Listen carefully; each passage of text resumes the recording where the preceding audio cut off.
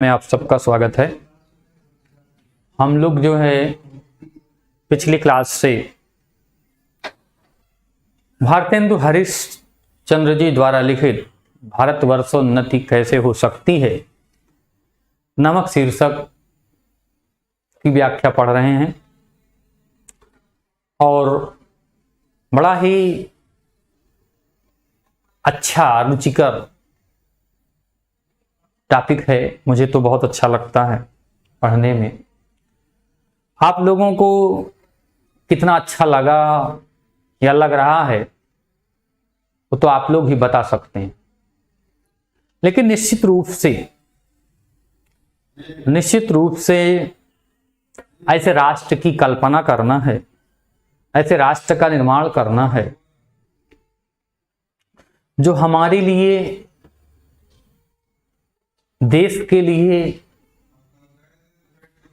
या सबके लिए, जन जन के लिए कल्याणकारी हो, जन जन का हित हो, संसार में हमारी एक पहचान बने, संसार हमारी तरफ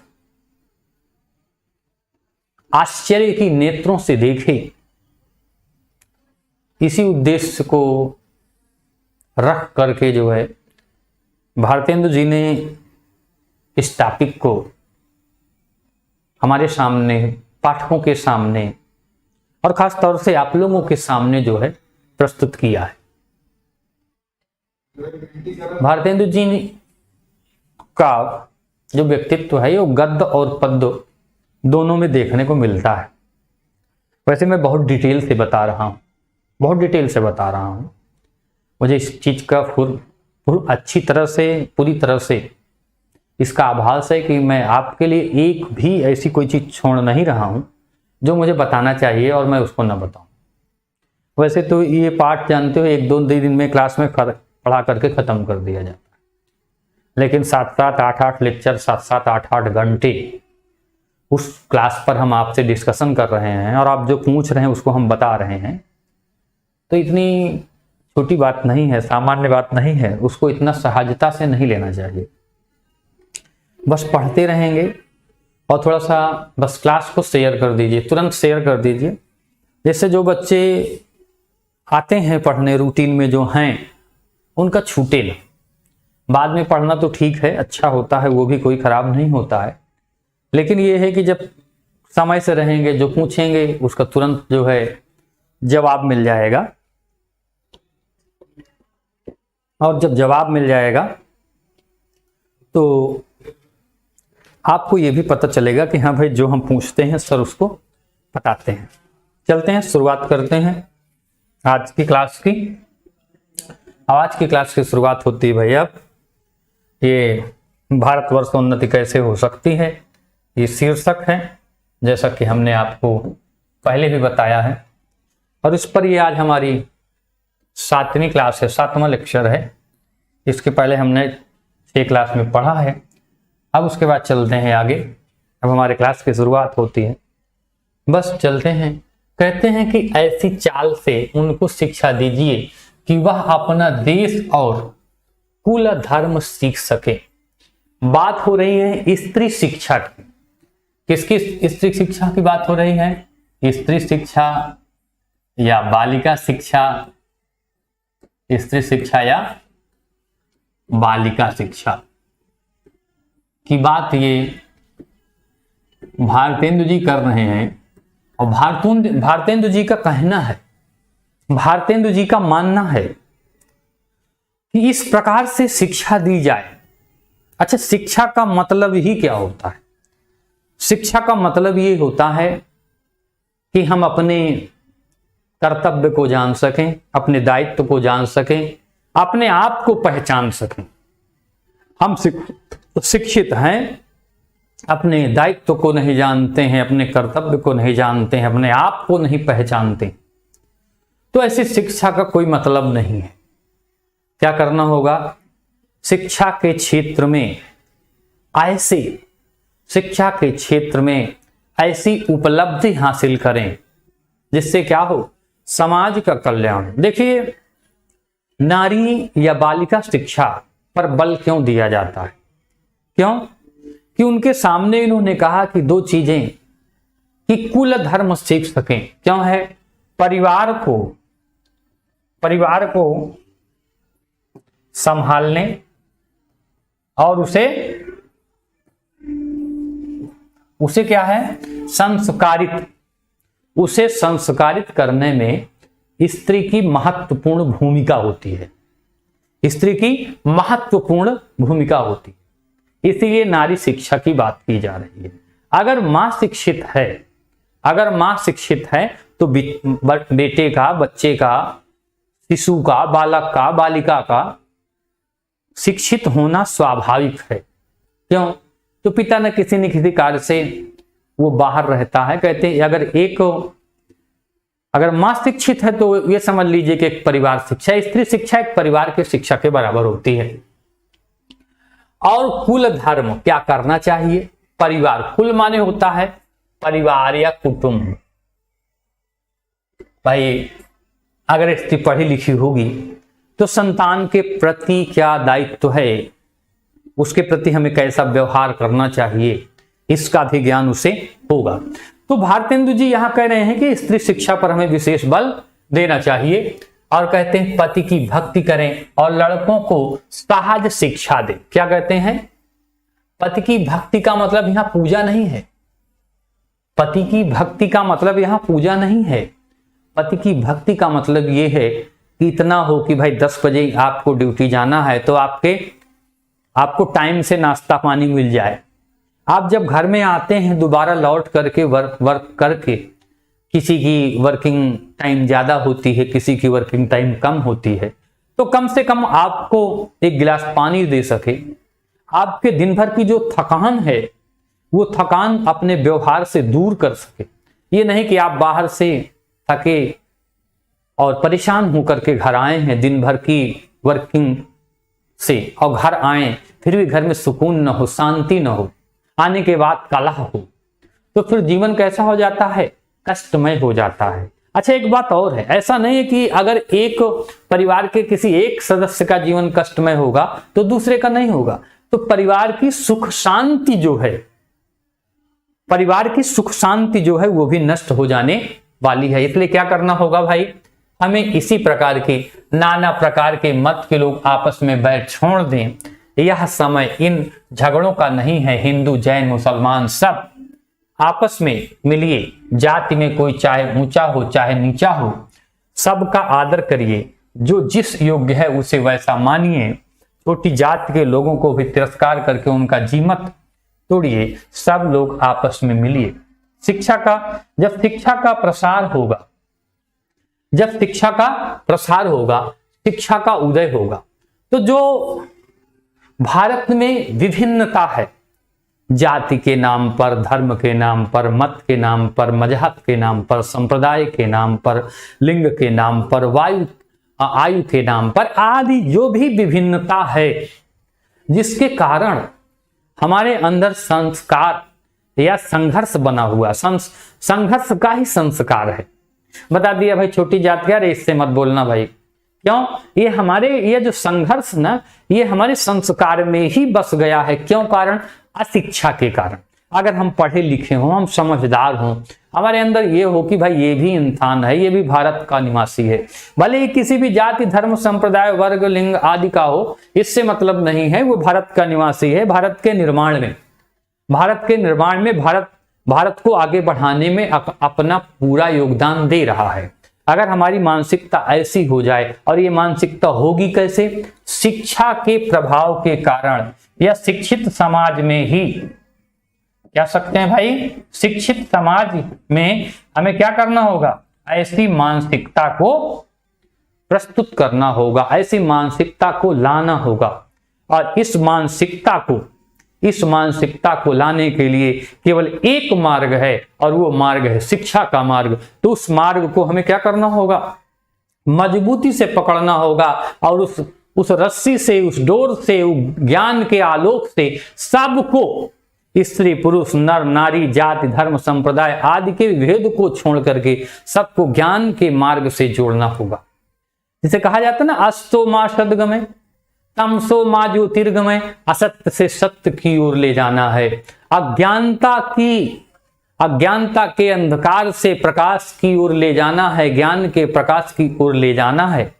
जब पूरे समाज को, पूरे समूह को हम ज्ञान की ओर उन्मुख कर देंगे तो उसी दिन से भारत के उन्नति के मार्ग जो है वो प्रशस्त हो जाएंगे, खुल जाएंगे। कोई समाज, पिछड़े समाज से राष्ट्र की उन्नति नहीं हो सकती है।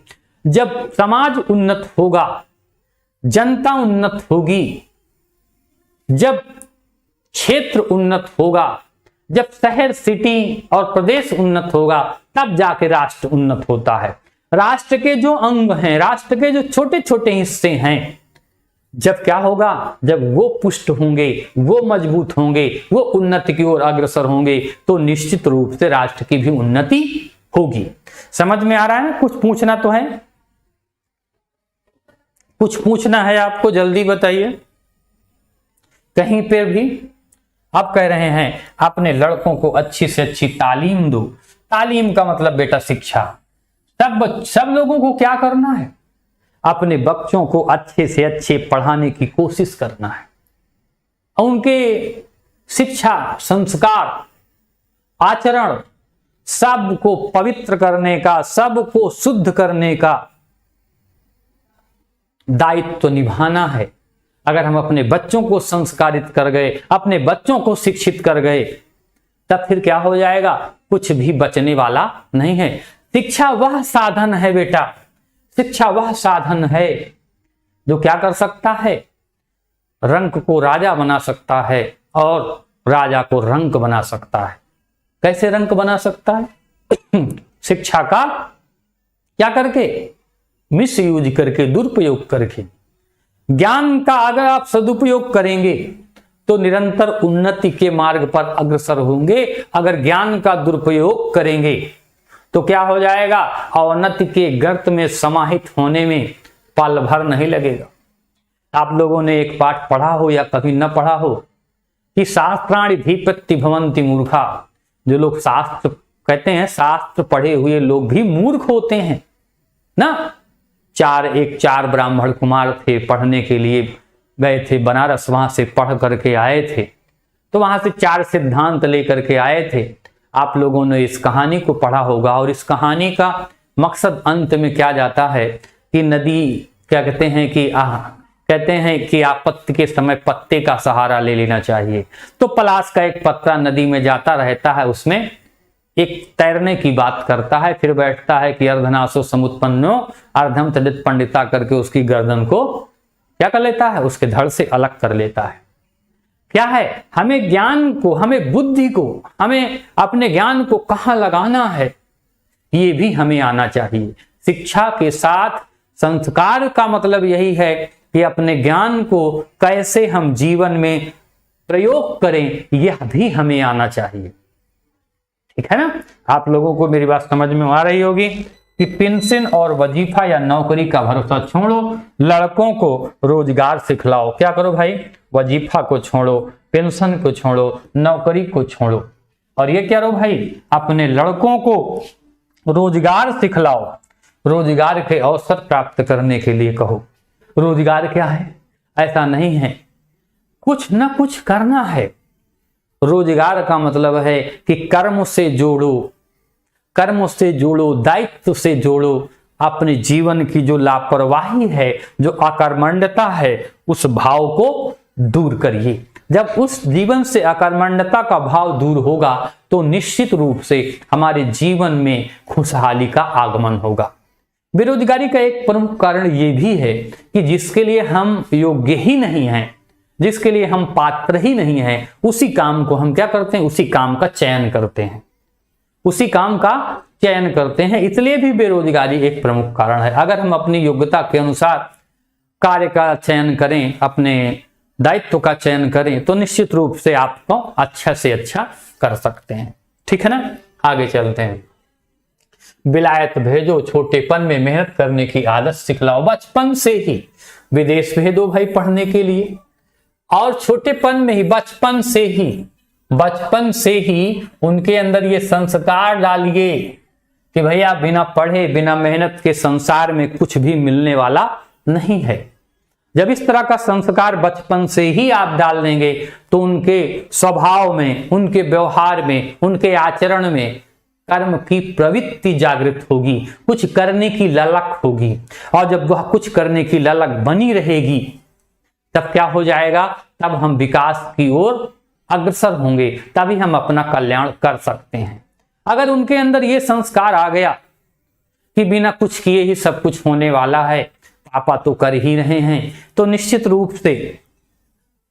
रूप से हम उन्नति के मार्ग पर अग्रसर नहीं हो सकते हैं। फिर क्या कह रहे हैं, बंगाली, मराठा, पंजाबी, मद्रासी, वैदिक, जैन, ब्राह्मण, मुसलमान सब एक का हाथ एक पकड़ो। अर्थात जाति के नाम पर, धर्म के नाम पर, मत मजहब के नाम पर किसी प्रकार का विभेद ना उत्पन्न करो। सब एक साथ कोशिश करेंगे, सब एक साथ मिल करके आगे बढ़ेंगे। और जब एक साथ को कोशिश करेंगे, एक साथ मिल करके आगे बढ़ेंगे तो निश्चित रूप से उन्नति के मार्ग प्रशस्त होंगे और हम निरंतर आगे की तरफ बढ़ते चले जाएंगे। करें कारीगरी जिससे तुम्हारे यहां बढ़े, तुम्हारा रुपया भी देश में रहे, वह करो। कहते हैं कारीगर मतलब कर्म कुशलता, कर्म कुशलता। कोई भाई लकड़ी का काम करे, कास्ट का काम करे, कोई क्या है मोटरसाइकिल बनाने का काम करे, कोई क्या करे चारपाई बनाने का काम करे, या जिस तरह की घरेलू उपयोग के उपकरण, घरेलू उपयोग के उपकरणों के निर्माण में हमें क्या करना होगा, अपना योगदान देना होगा। छोटी से छोटी चीजें हम जो विदेश से मंगाते हैं ना, दूसरे देशों से मंगाते हैं, जहां तक संभव हो उसे क्या करना है, अपने देश में ही निर्मित करना है, अपने देश में ही उसका निर्माण करना है। फिर क्या कर दिया,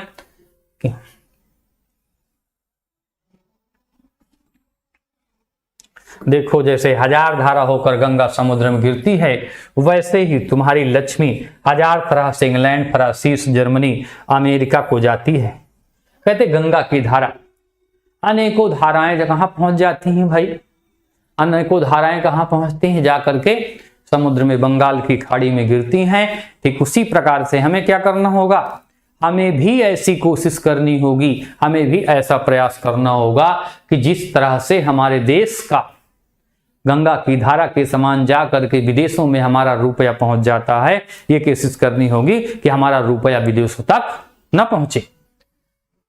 कह रहे दिया सलाई ऐसी तुच्छ वस्तु भी वहीं से आती है, जरा अपने ही को देखो, तुम जिस मार्किन की धोती पहने हो वह अमेरिका की बनी है। क्या करना है भाई, विदेशों से वस्तुओं का आगमन, वस्तुओं उनको मंगाना और उस पर गर्व की अनुभूति करना, ये बहुत ही दुखद स्थिति है, बहुत ही दुखद स्थिति है। हमें क्या करना होगा, इस दुखद स्थिति से बचना होगा। अपनी आवश्यकता की वस्तुओं को, अपनी आवश्यकता की वस्तुओं का निर्माण स्वयं करना होगा।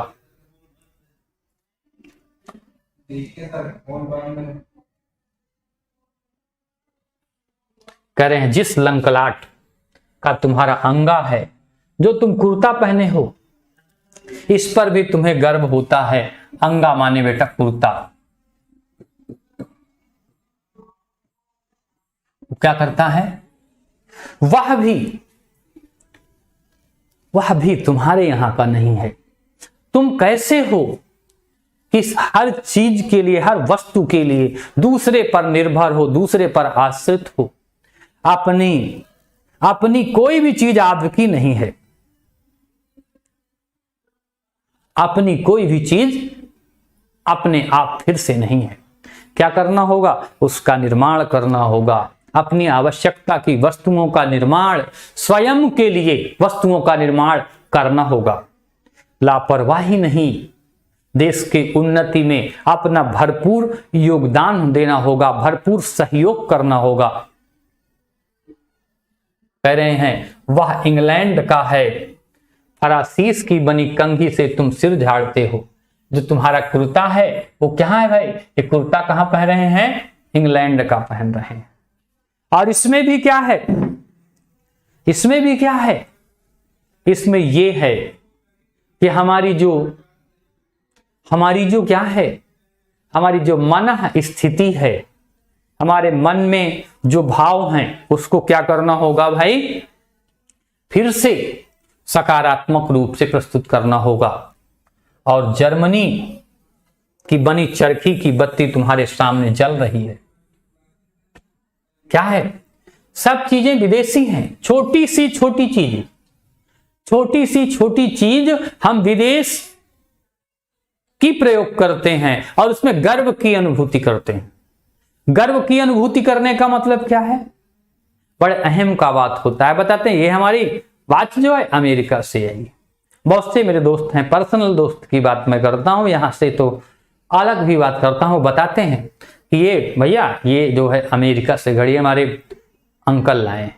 बड़े गर्व की बात है। और ये नहीं बताते हैं कि हमारे देश का, हमने जो अमेरिका या किसी भी दूसरी कंट्री को जो हमने पैसे दे दिए हैं वो पैसा हमारे देश के काम में नहीं आ रहा। भारतीय वस्तुएं थोड़ा सा महंगी हों तो भी वो कम से कम वह पैसा जो हमने अर्जित किया है हमारे देश की उन्नति में, प्रगति में, विकास में काम आने वाला है। हमने अगर विदेशी वस्तुएं ले ली तो विदेश में पहुंच जाता है और वहीं पर काम आने वाला है। तो अपने उन्नति के मार्ग को हम स्वयं ही बाधित कर रहे हैं, स्वयं ही रोक रहे हैं। अब जब स्वयं ही बाधित कर रहे हैं, स्वयं ही रोक रहे हैं, तो उसके लिए कौन जिम्मेदार है? हम ही जिम्मेदार हैं। हम ही जिम्मेदार हैं। आगे क्या कह रहे हैं? यह तो वही मसल हुई, एक बेफिक्रे मंगनी का कपड़ा पहनकर किसी महफिल में पहुंच गए। बेफिक्रे, जिनको चिंता नहीं करनी है। एक कहानी के माध्यम से उन्होंने बताया कि एक बेफिक्र जिसको किसी तरह की कोई चिंता नहीं है, भैया दूसरे का मंगनी का कपड़ा, ये देखते भी हैं जो लोग कैसे हैं, अपनी किसी की चीज लेकर के, मोटरसाइकिल लेकर के, कपड़े लेकर कहीं पे पहुंच जाते हैं पहन करके। हुआ फिर क्या? जब वहां पहुंचे तो अनुभव किया। क्या अनुभव किया? कि वहां गए, लोगों ने देखा कि अरे ये, अब उन्होंने बताया भैया ये अमेरिका का कुर्ता है, पैंट जो है जापान की है, और ये कंघी जो है फरासीस की है, किसी भी देश की है। यहां देश के नाम से मतलब नहीं है, केवल ये आप समझ लीजिए कि विदेशी वस्तुओं से ही उनकी शोभा बनी है। चाहे वस्त्र हो, चाहे वेशभूषा हो, चाहे आभूषण हो, चाहे घड़ी, कंघी, जो कुछ जितनी भी चीजें हैं वो विदेशों की है। अब क्या हो गया है भाई? वो हमारे गर्व को क्या बढ़ाने वाली हैं? हमारे महत्व को क्या बढ़ाने वाली हैं? नहीं। फिर क्या करना होगा भाई? ये तो इन सब चीजों की वह देख ही रहे थे, लेकिन क्या वो थे? लापरवाह थे। उनको कोई फिक्र नहीं थी, उन्हें कोई फिक्र नहीं थी, जिसके कारण, लापरवाही के कारण वो वहां पहुंच गए। अब लोगों के सामने अपनी विशेषता को बताने लगे, अरे भाई ये तो अमेरिका का इनका कुर्ता है ना, बड़े गर्व से। फिर क्या हो गया? कपड़े को पहचान कर एक ने कहा, अजी अंगा तो फलाने का है। दूसरा बोला, अजी टोपी भी फलाने की है। तो उन्होंने हंसकर कहा, जवाब दिया, घर की तो केवल मूछें ही मूछ हैं। क्या कह दिया भाई? पहचान लिया कि अरे भाई कुर्ता उनका है, अरे भाई मोटरसाइकिल उनकी है, अरे भाई ये जो चप्पल पहन गए हैं ये तो इनके मित्र की है। बताइए क्या रह गई हमारा मान सम्मान क्या हो गया है? समाप्त हो गया है। हमारी इज्जत का फालूदा निकाल दिया, हमारी इज्जत का जनाजा निकाल दिया। इसी तरीके से भारत की इज्जत का जनाजा निकल रहा है। इसलिए वह गर्व का विषय नहीं है, वह शर्म का विषय है। वह गर्व का विषय नहीं है, वह शर्म का विषय है कि हम अपनी आवश्यकताओं के लिए किसी दूसरे देश पर आश्रित हैं। अगर वो एक दिन हमें न भेजे ना, एक दिन हमारी आवश्यकता न पूरी करे ना, तो हमारी सारी जो हेकड़ी है, हमारा सारा जो वजूद है, वो क्या हो जाने वाला है? मिट जाने वाला है, समाप्त हो जाने वाला है, अस्तित्व ही खतरे में पड़ जाने वाला है। इसलिए क्या करना होगा? हमें अपनी उपयोगिता की वस्तुओं का निर्माण स्वयं करना होगा। हमें अपनी वस्तुओं का निर्माण स्वयं करना होगा। हमें अपना भाग्य विधाता स्वयं बनना होगा। हमें अपने राष्ट्र की उन्नति के मार्ग को स्वयं प्रशस्त करना होगा, कर्म करना होगा। ठीक है, बात समझ में आ रही है? अब बताइए, कहीं पर किसी को कुछ भी पूछना है तो जल्दी से बताइए। कहीं पे किसी को कुछ भी पूछना है तो जल्दी से बताइए। अभी मैं देख रहा था कि जब पिछली क्लास को पढ़ा करके मैं थोड़ा आगे बढ़ गया तो किसी कोई कह रहा था कि सर 8वीं लाइन बता दीजिए।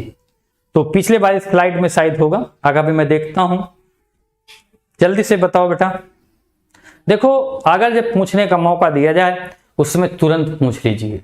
अब फिर मैं कोई दूसरी चीज बताने लगता हूं, आगे को पढ़ाने लगता हूं, तो फिर आप क्या कहते हो? सर इसको बता दीजिए।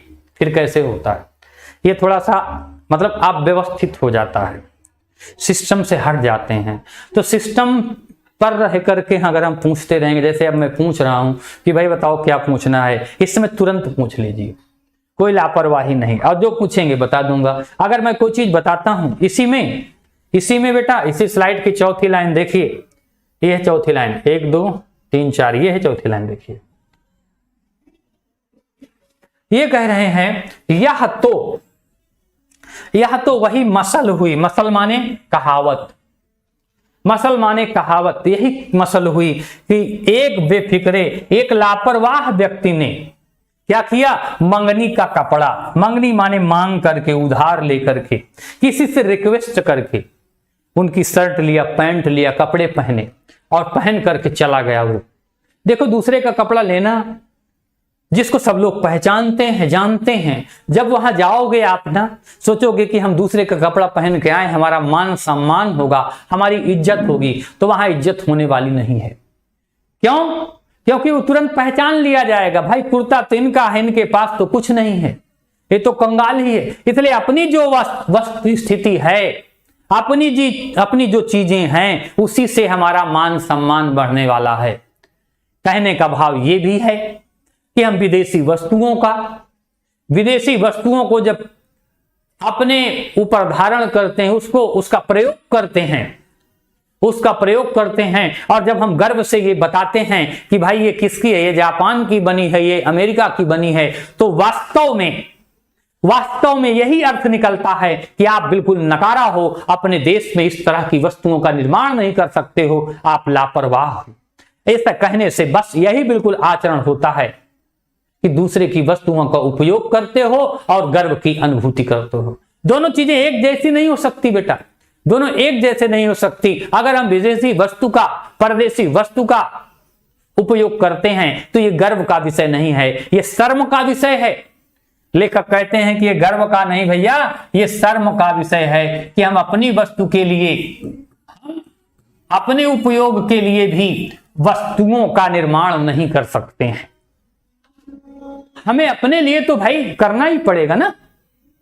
बात समझ में आ गई? अब अगर कुछ पूछना है तो फिर बताइए, जल्दी से बताइए। अगर कुछ पूछना है तो जल्दी से बताइए।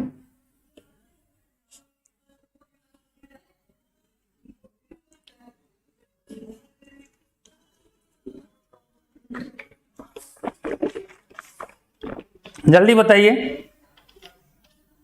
समझ में आया ना? समझ में आया कि नहीं भाई? जल्दी बताओ, फिर आगे चलते हैं। चलते हैं आगे। कह रहे हैं हाय अफसोस है, दुख है, पीड़ा है। क्या दुख है, क्या पीड़ा है? कि तुम ऐसे हो गए कि अपने निज काम की वस्तु भी नहीं बना सकते हो। तुम्हारा कोई वजूद नहीं है, तुम्हारा कोई वजूद नहीं है, तुम्हारा कोई अस्तित्व नहीं है। तुम्हें शर्म आनी चाहिए कि अपने उपयोग के लिए भी तुम कुछ नहीं निर्माण कर सकते हो। अरे तुम्हें तो ये चाहिए कि दूसरों के उपयोग के लिए, विदेशों के लिए तुम अपनी वस्तुओं का क्या करो, निर्यात करो। ऐसा संसाधन बनाओ, ऐसा उत्पादन करो कि संसार के देश तुम्हारे उत्पादन से, तुम्हारी प्रगति से, तुम्हारे विज्ञान से प्रभावित हों और भारत की वस्तुओं को मंगाएं, आयात करें।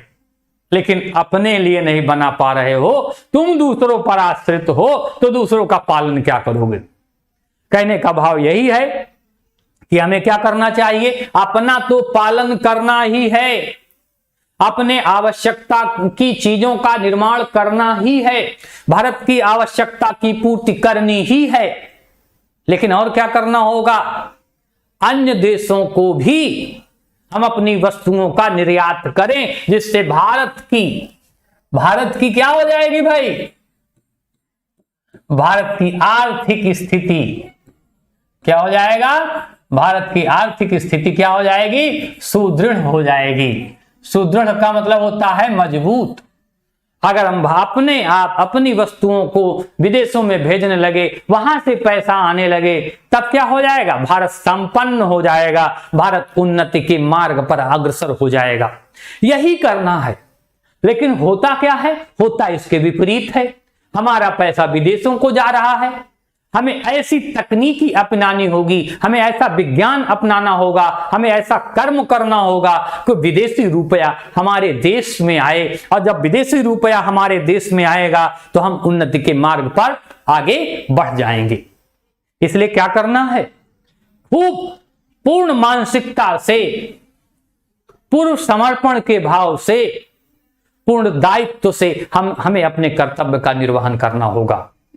अपने देश की उन्नति के, अपने देश की उन्नति में हमें अपना सहयोग देना होगा। अपने देश के उन्नति के मार्ग को प्रशस्त करना होगा, खोलना होगा। जो अवरोध हैं उनको दूर करना होगा। यही सच्चे भारतीय का धर्म है, यही सच्चे भारतीय का दायित्व है। और इस दायित्व को हम निर्वहन करने की प्रतिज्ञा करते हैं, कृत संकल्प होते हैं, दृढ़ इच्छा शक्ति रखते हैं। जिस दिन हमारी मानसिकता इस प्रकार की बन जाएगी, निश्चित रूप से हमारा देश, हमारा राष्ट्र उन्नति के मार्ग पर अग्रसर हो जाएगा।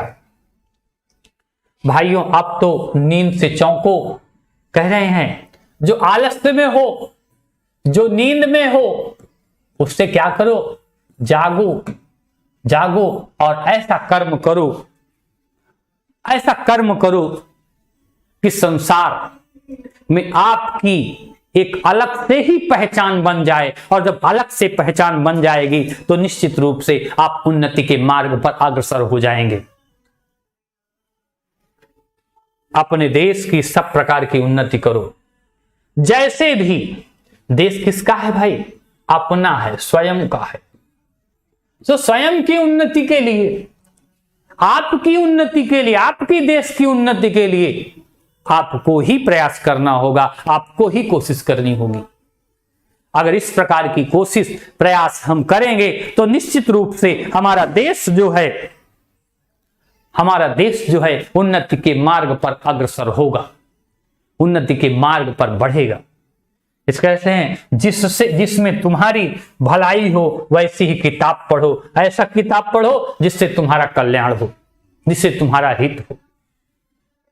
जो हमारे उन्नति के मार्ग में अवरोध है उसको छोड़ो, और जो उन्नति के मार्ग को प्रशस्त करने वाला है उस मार्ग पर चलो, उसे अपनाओ, उसे स्वीकार करो। तभी हम उन्नति की ओर बढ़ सकते हैं। कह रहे हैं वैसे ही खेल खेलो, वैसे ही बातचीत करो, परदेशी वस्तु परदेशी भाषा का भरोसा मत करो, अपने देश की, अपनी भाषा की उन्नति करो। दूसरे देश की उन्नति में हम सहयोगी बन रहे हैं। कह रहे हैं, इसीलिए एक भारतेंदु जी ने ही एक दोहा भी लिखा है कि निज भाषा उन्नति यह है सब उन्नति कर मूल। निज भाषा उन्नति यह है सब उन्नति के मूल, और पर निज भाषा ज्ञान में बिन मिटे नहीं कर सूल। इसलिए अपनी भाषा की उन्नति, अपने देश की उन्नति के विषय में सोचिए। हमने क्या किया है, परदेशी वस्तु, परदेशी भाषा को श्रेष्ठ समझ रखा है, बड़ा समझ रखा है, महत्वपूर्ण समझ रखा है।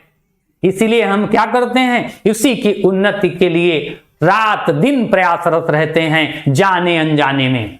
जाने अनजाने का मतलब कभी कभी अनजाने में भी कुछ काम हो जाते हैं। जैसे हमने अमेरिका की वॉच मंगवाई तो हमको इतनी गहराई तक सब लोग सोचने वाले नहीं हैं कि ये हमारा पैसा दूसरे देश जा रहा है, उस देश के निर्माण में, उस देश के विकास में सहयोगी बन रहा है। हमें क्या करना होगा, अपने देश की उन्नति के लिए भी प्रयास करना होगा, अपने देश की उन्नति के लिए कार्य करना होगा। और जब हम अपने देश की उन्नति के लिए कार्य करेंगे तो हमारा देश विकास के मार्ग पर अग्रसर होगा, उन्नति के मार्ग पर बढ़ेगा। लेखक का यही कहना है, चाहे वो सांस्कृतिक रूप से हो, चाहे सामाजिक रूप से हो, चाहे आर्थिक रूप से हो, चाहे जिस रूप से हो, हमें भारत की उन्नति के मार्ग में, भारत की उन्नति में सहयोगी की भूमिका निभानी होगी। ठीक है भाई, अगर आप कुछ पूछना है तो बताइए, अगर कहीं पे कुछ पूछना है तो बताइए।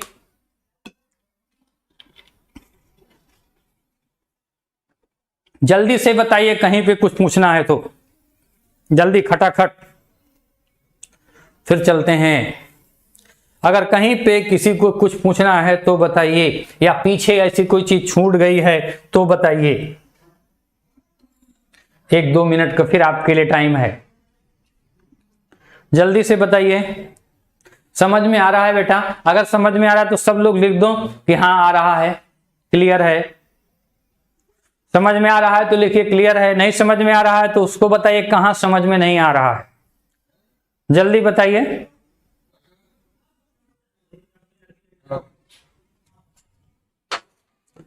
अगर कहीं भी कोई भी प्रॉब्लम हो रही तो बताइए।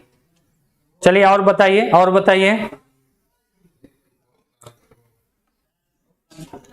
कहीं पर कोई प्रॉब्लम हो रही तो बताइए। बोलो बेटा, कुछ पूछना है तो बताओ, जल्दी से बताओ।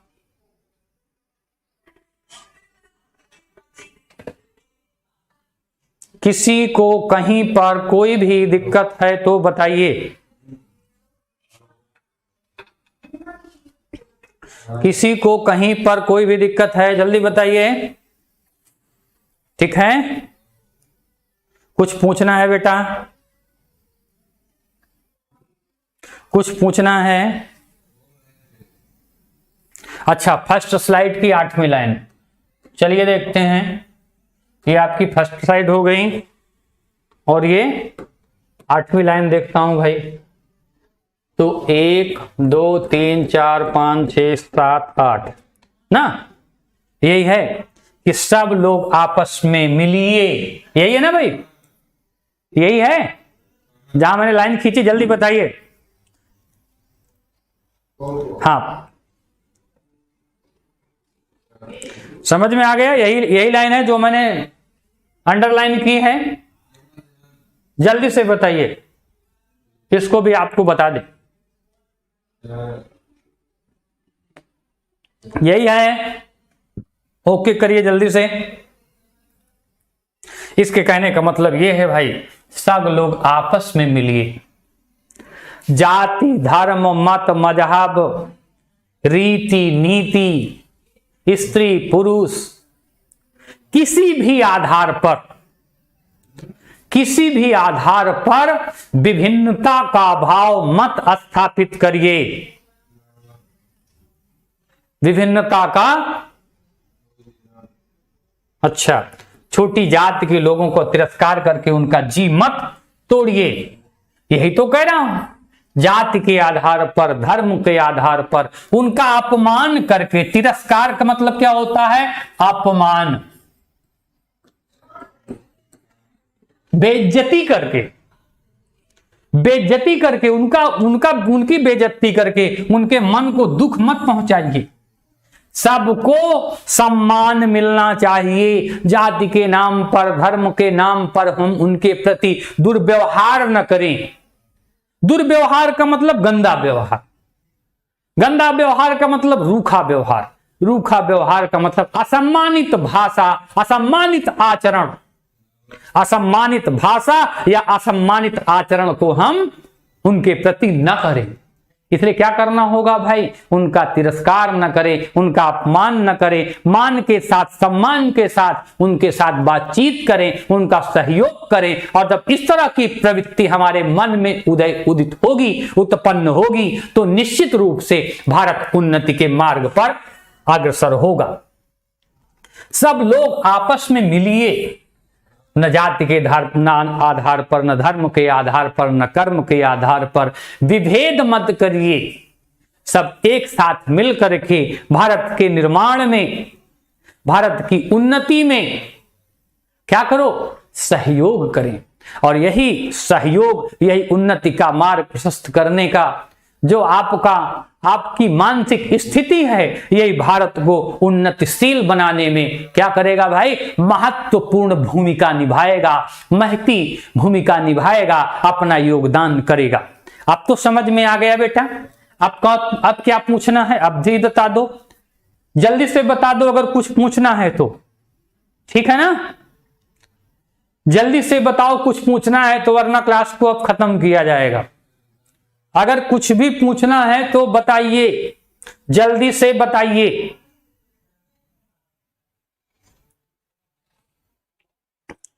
कुछ भी पूछना है तो जल्दी से बताइए, अन्यथा क्या किया जाए भाई? क्लास को अब खत्म किया जाएगा। ठीक है? ठीक है बेटा, क्लास खत्म किया जाए, क्लास खत्म किया जाए, जल्दी से बोलो। हाँ ठीक है, आप लोग इसी तरह से पढ़ते रहिए, लाइक करते रहिए, शेयर करते रहिए, बताते रहिए, कमेंट करते रहिए, अपने दोस्तों तक हमारी बात पहुंचाते रहिए। आज की क्लास के लिए आप सबको बहुत बहुत धन्यवाद, बहुत बहुत